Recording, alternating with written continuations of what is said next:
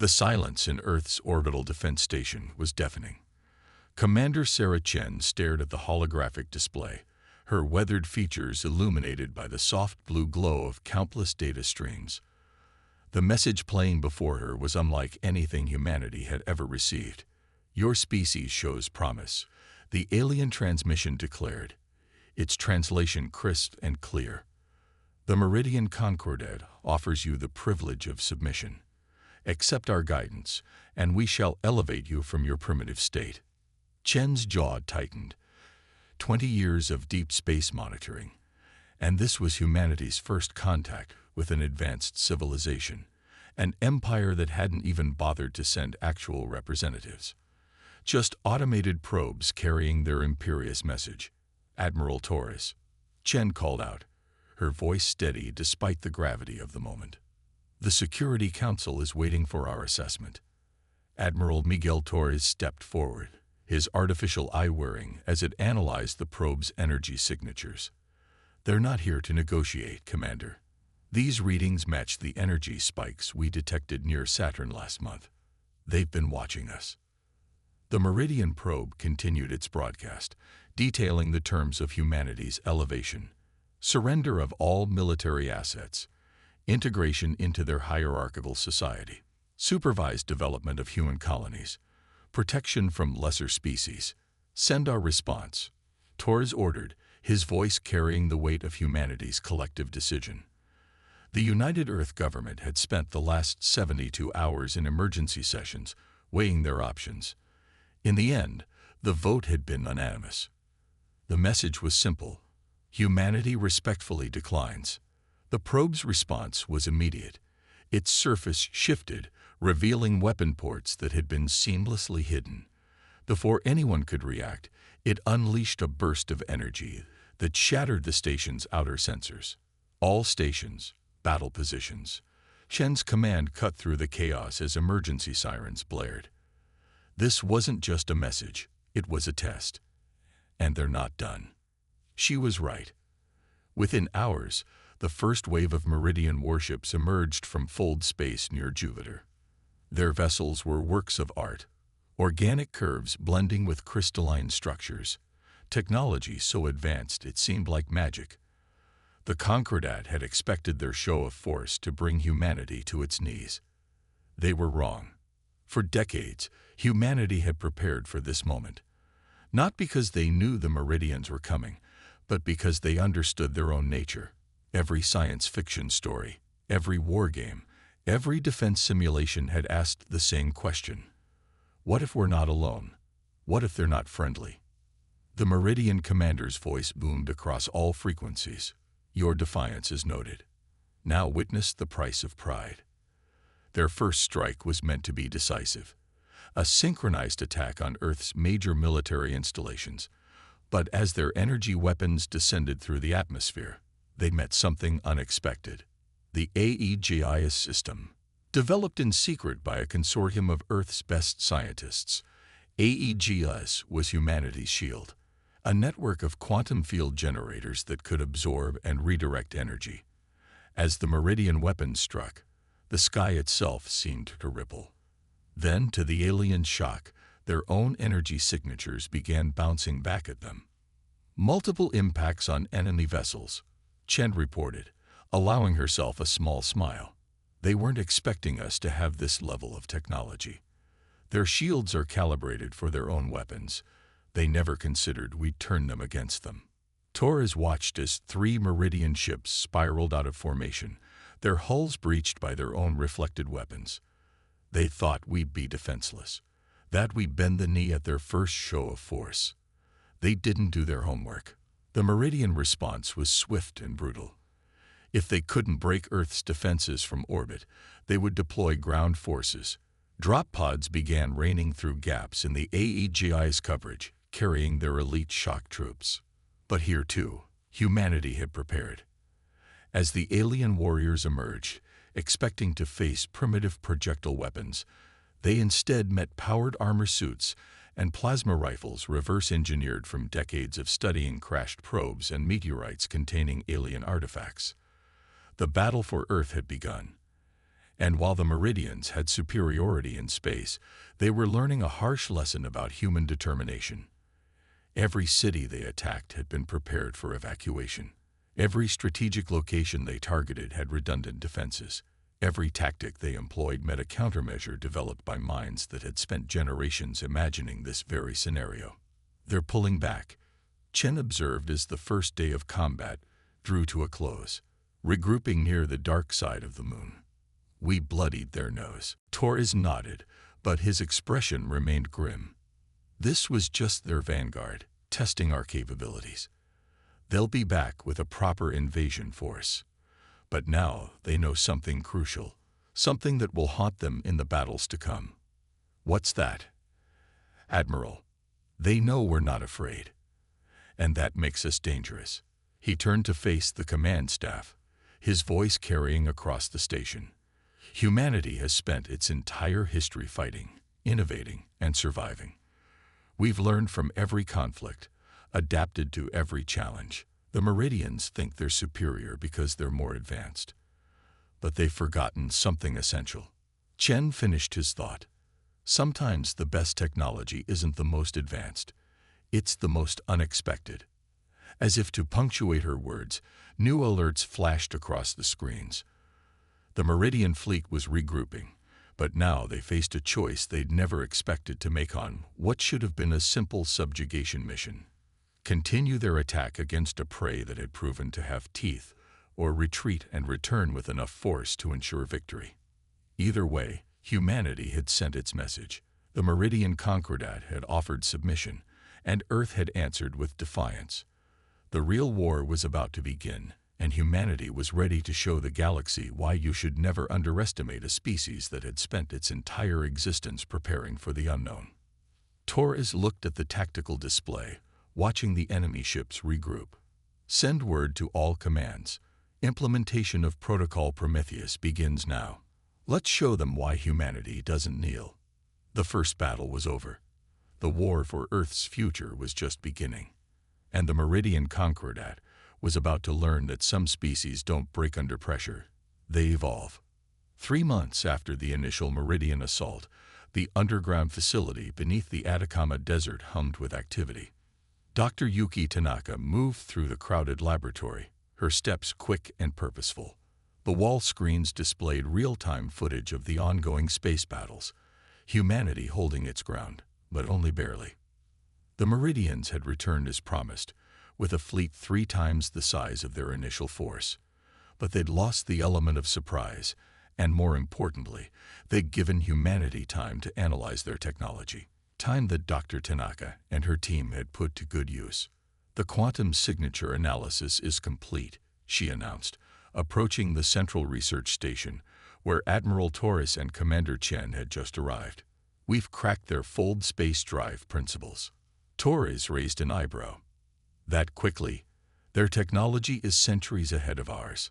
That's where you're wrong, Tanaka replied, pulling up complex mathematical models on the main display. Their technology isn't more advanced. It's just different. They developed along lines we never explored because we were too focused on conventional physics. Chen leaned forward, studying the equations. Explain. The Meridians built their civilization on energy manipulation. Plasma weapons, shield technology, fold space drives, all based on controlling and shaping energy fields. But they completely ignored certain fundamental forces we've been studying for decades, like quantum entanglement. She gestured to a device in the corner of the lab, a skeletal framework of metal and crystal that pulsed with an inner light. We've been trying to replicate their fold space drive. But in doing so, we discovered something better. The device hummed to life, and suddenly a perfect duplicate appeared across the room. Then both vanish, reappearing on opposite sides of the laboratory. We call it the quantum mirror drive, Tanaka said, unable to hide her pride.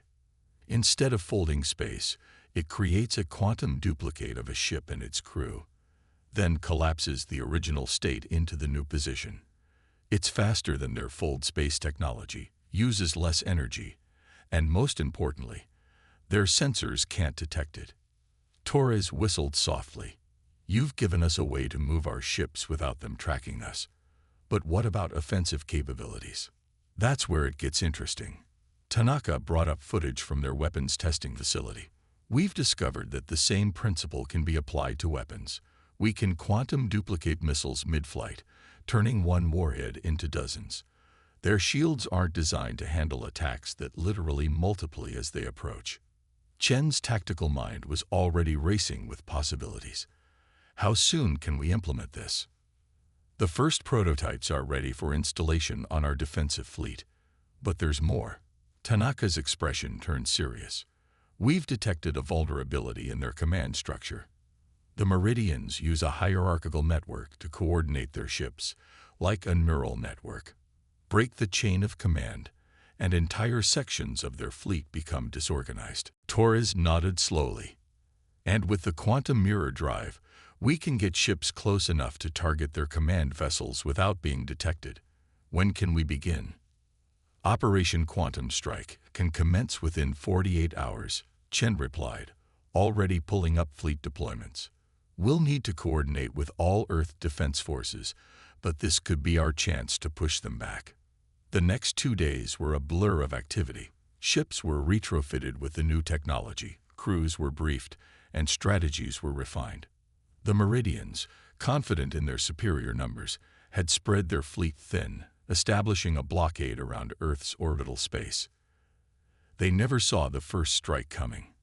A small group of Earth ships, led by Commander Chen aboard the destroyer Hyperion, Quantum jumped into the heart of the Meridian formation.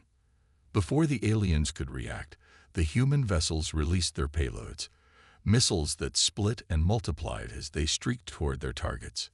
The Meridian shields, calibrated for single, powerful energy weapons, were overwhelmed by dozens of smaller impacts coming from multiple vectors. Ships began falling out of formation as their command network was disrupted. Multiple confirmed kills, Chen reported, her voice tense but controlled. Their eastern flank is collapsing. Moving to Phase 2. The main Earth fleet emerged from hiding, Quantum jumping into precise positions around the disorganized Meridian forces.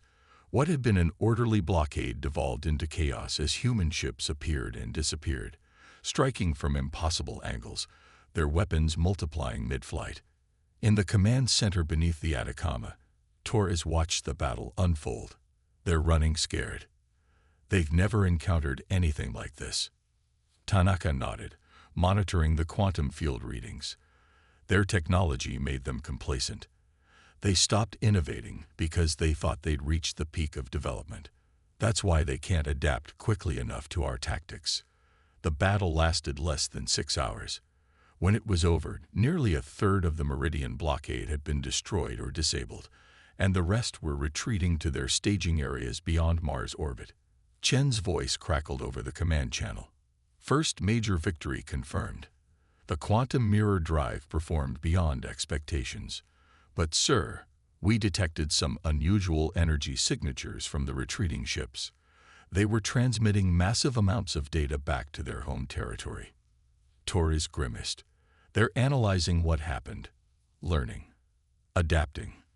This victory is significant, but the war is far from over. Let them analyze, Tanaka said, her eyes already focusing on new equations forming on her screens. By the time they figure out how we did this, we'll have something new for them. They thought they were coming to elevate a primitive species, but they're about to learn a hard lesson. What's that? Chen asked. Innovation doesn't come from superiority. It comes from necessity. And right now, humanity has the greatest necessity of all, survival. As the Earth forces regrouped and began fortifying their positions, the Meridian fleet disappeared into fold space, retreating to lick their wounds and plan their response. But they left behind something they hadn't intended: fear. For the first time in their long history of conquest, the Meridian Concordat faced an enemy that didn't just resist, but innovated beyond their understanding. The real question was, what would they do about it? The Meridian command ship, the Eternal Dominion, drifted through the debris field that was once their forward operating base in the Kuiper Belt. High Commander Vexthor stood motionless, his iridescent scales reflecting the distant light of Earth's sun. The human victory 2 months ago had been unexpected, but surely it was an anomaly, a lucky strike against an unprepared force. The ship's sensors suddenly screamed to life. Multiple quantum signatures appeared simultaneously around them, but when their weapons targeted the locations, they found nothing. Phantom readings, ghost signals. The humans were toying with them. Another sensor malfunction. High Commander, his subordinate reported, mandibles clicking with anxiety. That's the third this cycle. The crew is unsettled. Vexthor's inner eyelids narrowed. The humans had learned to manipulate their quantum technology in ways that sent false echoes through space, making the Meridian fleet jump at shadows. It was a primitive psychological tactic, but undeniably effective. Meanwhile, aboard the stealth carrier Artemis, Commander Chen watched the Meridian response through quantum-shifted sensors. "They're getting paranoid," she observed. Time to implement Operation Hydra. The plan was elegantly simple. Earth's forces had spent weeks seeding the space around Meridian positions with quantum-locked drones. Now they activated in sequence, creating a web of false signatures that exactly mimicked a massive human fleet.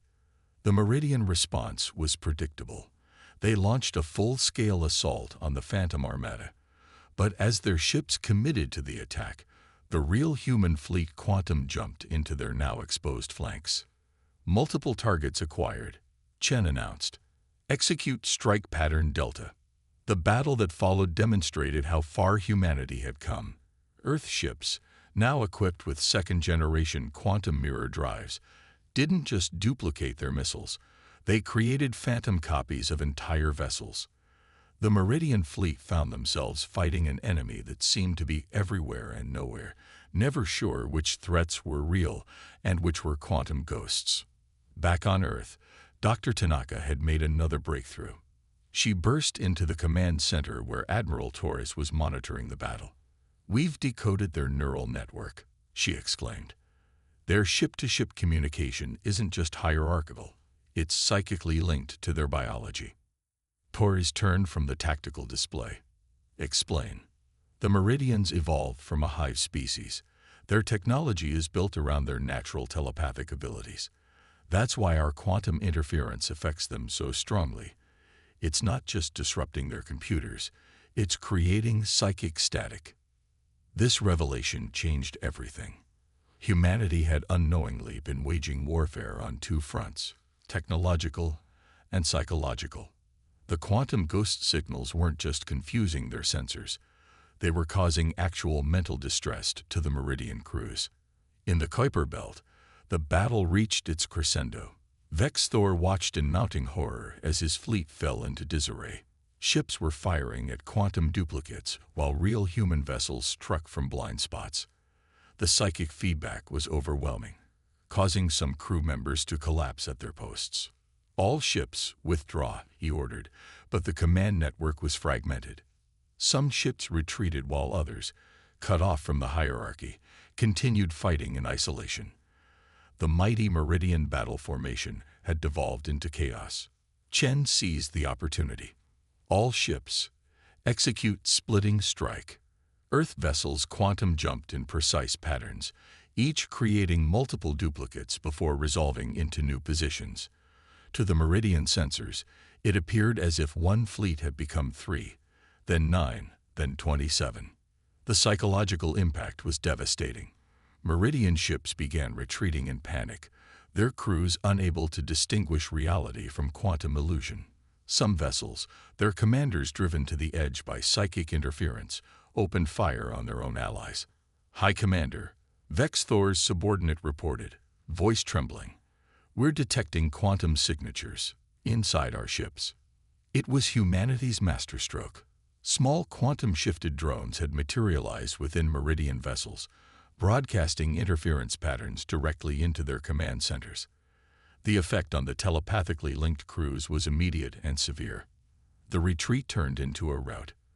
The once proud Meridian fleet fled in disarray, leaving behind destroyed ships and shattered confidence. But as they vanished into fold space, Vexthor made a decision that would change the course of the war. "Send word to the Concordat," he commanded, his voice heavy with implications. "The humans are not merely resistant. They are not merely innovative. They are something we have never encountered before. A species that turns its own limitations into strengths." As the battle debris cooled in the vacuum of space, humanity's leaders gathered to assess their victory. The tactical success was clear, but Dr. Tanaka warned of complications. "They'll adapt," she cautioned. "The Meridians will find ways to shield their crews from quantum interference. We need to push our advantage now, before they can develop countermeasures." Torres nodded grimly. "Agreed. Commander Chen, prepare the fleet. We're taking the fight to their territory." Chen's eyes widened. "We're invading Meridian space with our current forces." "No," Torres replied, a determined glint in his artificial eye. "We're going to make them think we're everywhere in their territory. Let their own fears do our work for us." As the command staff dispersed to prepare for humanity's first offensive into enemy space, Dr. Tanaka lingered at her console, studying new data from the battle.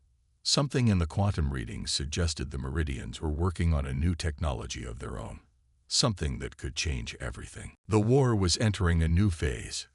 Humanity had proven it could not only survive but innovate and adapt faster than their technologically superior enemy. But the Meridian Concordat had ruled the galaxy for millennia. They would not accept defeat easily. The question was, what desperate measures would they take to maintain their dominion? The Meridian border world of Nexus Prime burned, not with conventional fire, but with quantum echoes that rippled through its defense grid, creating ghostly impressions of destruction that became real moments later.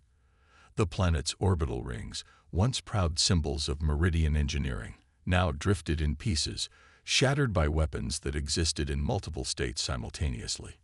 Commander Chen stood on the bridge of the upgraded flagship Prometheus, watching the assault through quantum-shifted sensors.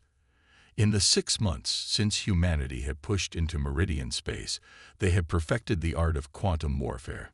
Each human ship now carried enough processing power to generate hundreds of quantum duplicates, making it impossible for the enemy to determine which threats were real until it was too late. "Ma'am," her tactical officer called out, "we're detecting unusual energy readings from the planet's surface. Something big is powering up."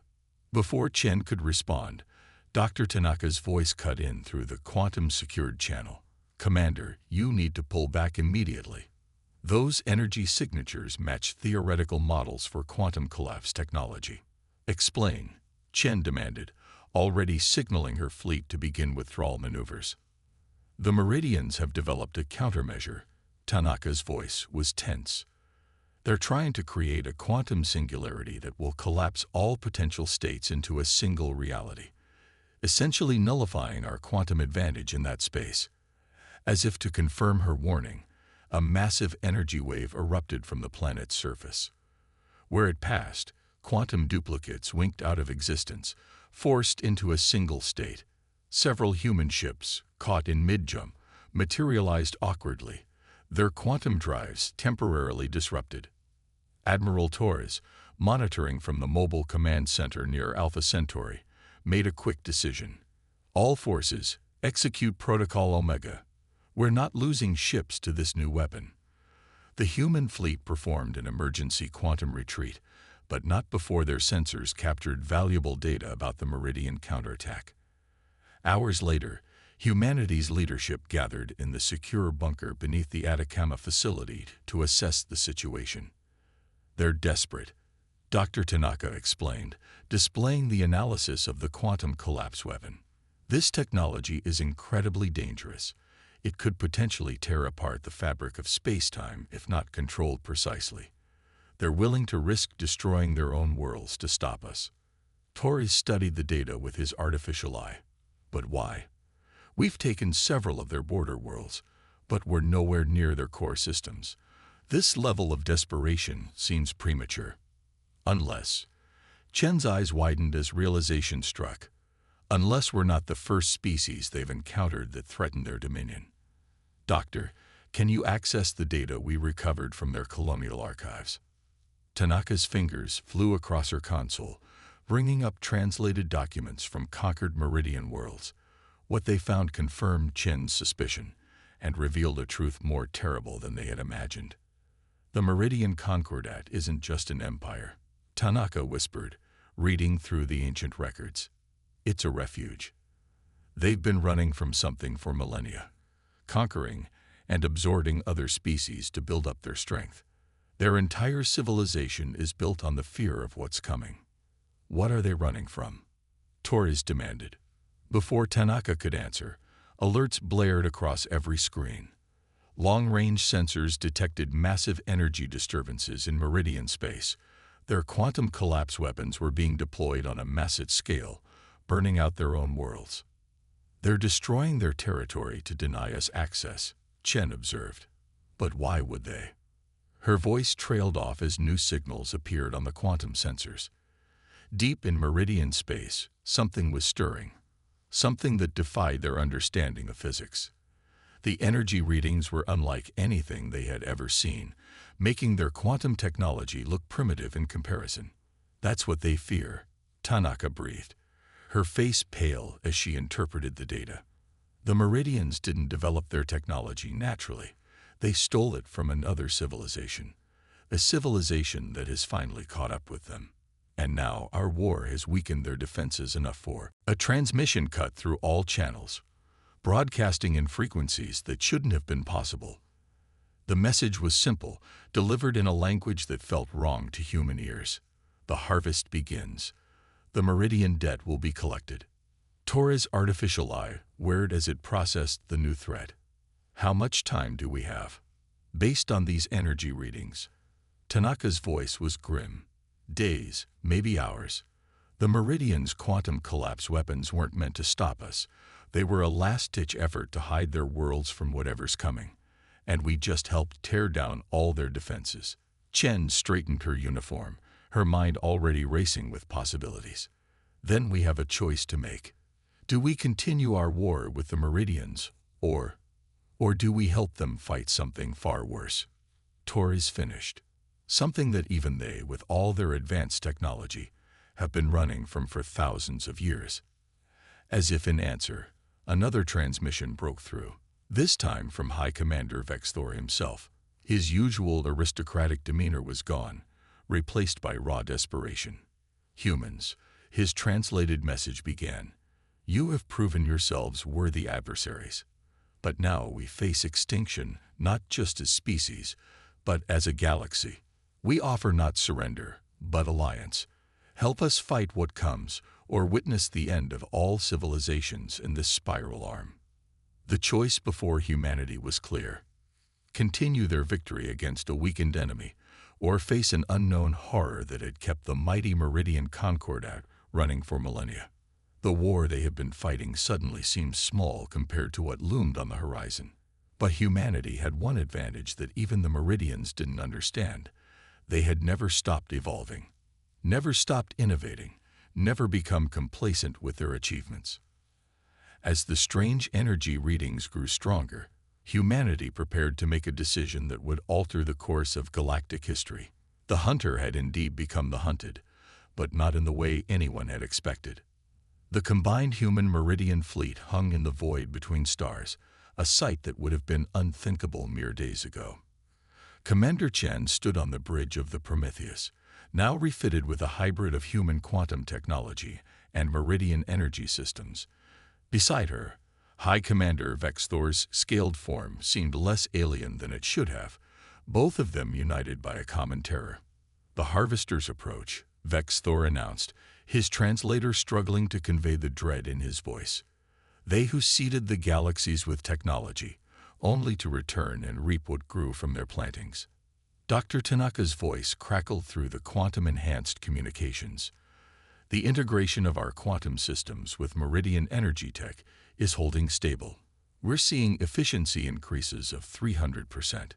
It won't be enough, Vexthor stated flatly. The Harvesters have consumed 1,000 civilizations more advanced than both of ours combined. Maybe that's their weakness. Torres suggested from his command post. They expect advancement along the paths they laid out. But humanity never found their technological seeds. We developed on our own, in ways they never anticipated. The sensors suddenly screamed to life. Reality itself seemed to tear open as the Harvester fleet emerged. Their ships defied description. Geometric impossibilities that hurt the mind to look at directly. Where Meridian technology was centuries ahead of humanity's, the Harvesters were millennia beyond both. All forces, battle positions. Chen ordered, her voice steady despite the fear clawing at her throat. Remember the simulation runs. We only get one shot at this. The plan was audacious, perhaps suicidal. While the Meridians had spent millennia advancing along the Harvester's intended technological path, humanity had developed in a completely different direction.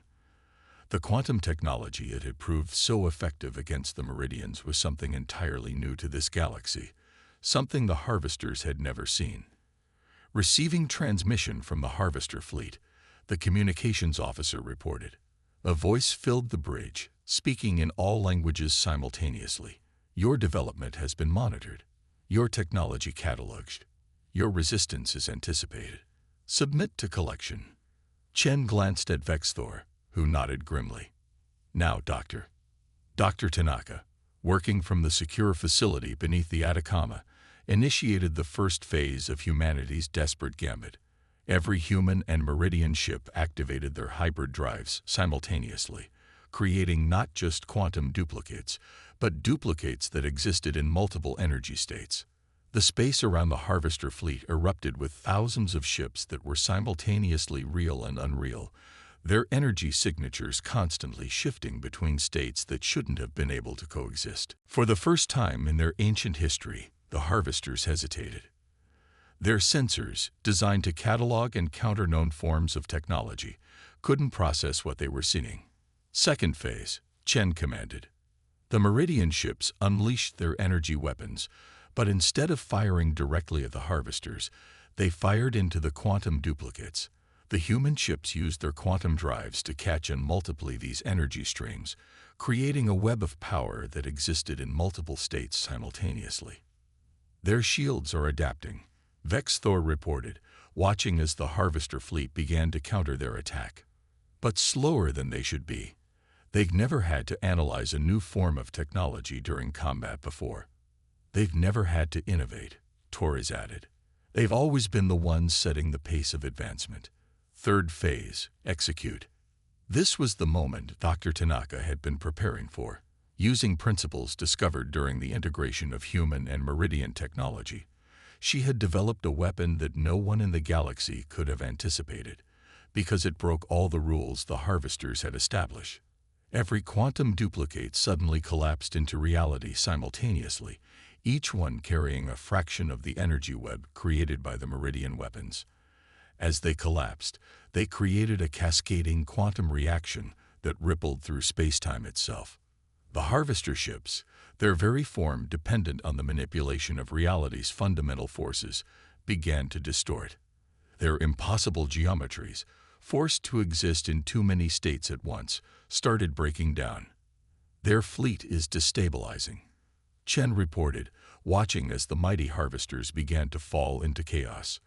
But our ships can't maintain this configuration much longer. The quantum cascade is affecting our systems too. We don't need to destroy them, Torres reminded everyone. We just need to prove we're more trouble than we're worth. As if in response to his words, the Harvester fleet began to retreat. Their ships, those that could still maintain coherent form, tore new holes in reality and vanished. They left behind others that had been too damaged by the quantum cascade, their crews evacuating in ways that defied comprehension. The silence that followed was deafening. They'll be back, Vexthor said quietly. Perhaps not for generations, but they'll return. And we'll be ready, Chen replied. Both of us together. The aftermath of the battle brought changes no one had expected. The Meridian Concordat, humbled by both their defeat at human hands and humanity's crucial role in driving back the Harvesters, began to reform. Their empire of conquest became a cooperative of species, with humanity as equal partners. Dr. Tanaka's research facility became the center of a new technological renaissance, where human quantum science and meridian energy manipulation were studied together, creating innovations that neither species could have achieved alone. "We were wrong about you," Vex Thor admitted to Chen months later, as they watched human and meridian ships training together. "We thought we were elevating primitive species for their own good, but in our drive for advancement along the harvester's path, we had become stagnant. You showed us there are other ways to grow." Torres, his artificial eye now upgraded with hybrid technology, nodded in agreement. "That's humanity's greatest strength.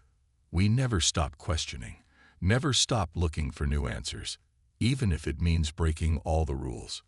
As the combined fleet conducted its exercises, preparing for the day the harvesters might return, Dr. Tanaka made another discovery in the quantum readings from the battle. The quantum cascade hadn't just driven the harvesters away. It had fundamentally altered the fabric of space in this sector of the galaxy. Any future attempts to harvest this region would be exponentially more difficult. Humanity had not just survived its trial by fire, it had changed the very rules of the game. The galaxy was entering a new age, one where innovation and cooperation would replace conquest and subjugation. And at its heart was a species that had proved that sometimes the best way to advance wasn't to follow the path laid out by others, but to forge your own way forward, no matter how impossible it might seem. The stars seemed brighter somehow, as humanity and its former enemies looked toward a future that neither had imagined possible. They had faced extinction and emerged stronger, not just as individual species, but as something new. A civilization that combined the best of both worlds, ready to face whatever challenges the universe might bring next. And somewhere in the vast darkness between galaxies, the harvesters recorded a new notation in their ancient archives. Sector 7249. Status: deferred. Species displaying unprecedented developmental patterns. Caution advised. Traditional harvest protocols no longer applicable.